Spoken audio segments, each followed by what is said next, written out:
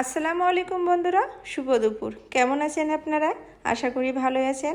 আল্লাহর রহমতে আমরাও ভালো আছি। তো আমার দুপুরের রান্নাবান্না শেষ আর কি। তো আমার যেহেতু গ্যাস ছিল না, আমি আজকে চুলায় রান্না করছি।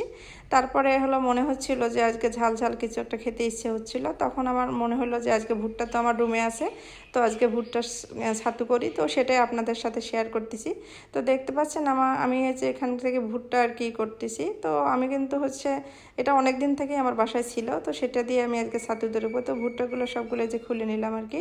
তো আমি অল্প পরিমাণে করব, কেন বন্ধুরা, এটা বর্ষাকালে কিন্তু বেশি দিন রাখা যায় না, এটা করে সাথে সাথে খাইতে হয়, তাহলে ভালো লাগে। তো আমি ভুট্টাগুলো খোলার পরে এখানে ভেজে নেব আর কি। তো ভাজার সময় কিন্তু এগুলো কিন্তু অতিরিক্ত ভাজা যাবে না, যেন তিতা লাগে, কিন্তু আবার কমও ভাজা যাবে, যেন একটু ক্রিস্পি হয় ওই পরিমাণে আর কি ভেজে নিতে হবে। তো আমি সুন্দর করে এই যে ভেজে নিয়েছি আর কি। তারপরে এটা নামায়া ঠান্ডা করতে হবে, কারণ এটা মিক্সার গ্রাইন্ডারে আর কি গুঁড়ো করব। কেন এটা কিন্তু এমনিতেই মশলা যে গুঁড়ো করে দিতে, সেখানে গুঁড়ো করা যাবে না, একটু শক্ত, এই জন্য আমি মিক্সার গ্রাইন্ডারে গুঁড়ো করব। তো এটা আমি ঠান্ডা করব। এতে কিন্তু কিছু জিনিস আমি দেবো ঝালে, মশলা আর কি। সেটা কাঁচামরিচ দেবো, আপনার রসুন দেবো, পেঁয়াজ দেবো, আর লবণ দেবো। তো আমি 2-3 কোয়া যে রসুন ছিলে নেব, আর একটা পেঁয়াজ দেবো, আর কাঁচামরিচ দেবো 2-3টা। বন্ধুরা এটা যদি আপনাদের বাচ্চা বা ছোটরা খায়, তা সেক্ষেত্রে কিন্তু ঝালের পরিমাণটা কমাই দেবেন, আর বড়রা খাইলে যার যার ইচ্ছা মতো দেবেন, কারণ ঝালটা যার যার ইচ্ছা মতো। তো তারপরে আমি ভুট্টাগুলো এই যে পরিষ্কার করে নেওয়ার পরে এটা মিক্সার গ্রাইন্ডারে আর কি এটা গুঁড়ো করে নেবো আর কি। তো এই ছাতিটা কিন্তু খেতে অনেক মজা লাগে আর কি। এই ছাতিটা কিন্তু বন্ধুরা খেলে মুখের রুচি বাড়ে। তো যাদের এই জ্বর হয় আর কি, সর্দি জ্বর হয়, তো ওই সময়টায় এই ছাতিটা আপনাদের বাসায় জল ভুট্টা থেকে অবশ্যই ট্রাই করবেন। খাইলে অবশ্যই খাবারের একটা রুচি আসবে আর কি, মুখে ভালো লাগবে।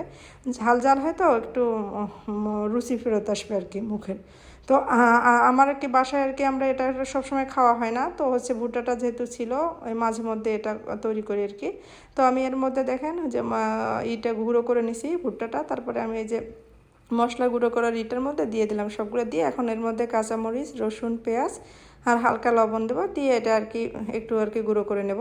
অল্প করব, কারণ আগে থেকে যেহেতু গুঁড়ো করা ছিল, বেশি গুঁড়ো করার দরকার নেই। তো কাঁচামরিচ, পেঁয়াজ, রসুন দেওয়ার পরে ওটা আর কি হালকা করে গুঁড়ো করলে মুখে মজা লাগবে। তো এই জন্য আমি কিন্তু মিক্সার গ্রাইন্ডারে দিই নি, যে বেশি গুঁড়ো হয়ে যাবে এই কারণে আর কি। তো দেখেন এই যে আমি এখানে দেখাচ্ছি আপনাদেরকে। তো আমি যতটুকু খাবো এতটুকু উঠাই নেই, বাকিটা পরে আমি একটা বয়মে রেখে দিই। এটা 2-3 দিন নর্মালি রেখে খাওয়া যায় আর কি। তো যাদের বাড়িতে ভুট্টা আছে অবশ্যই এটা ট্রাই করবেন, আশা করি আপনাদের ভালো লাগবে আর কি। আর যাদের যে অঞ্চলে ভুট্টা হয়, তারা অবশ্যই এই সাইডটা খাইছেন, তো তারা বুঝবেন যে এটা কতটা মজা আর কি। তো আজ এই পর্যন্ত। ভিডিওটি ভালো লাগলে আমার চ্যানেলটাকে লাইক, কমেন্ট, শেয়ার। এই পর্যন্ত, আল্লাহ হাফেজ।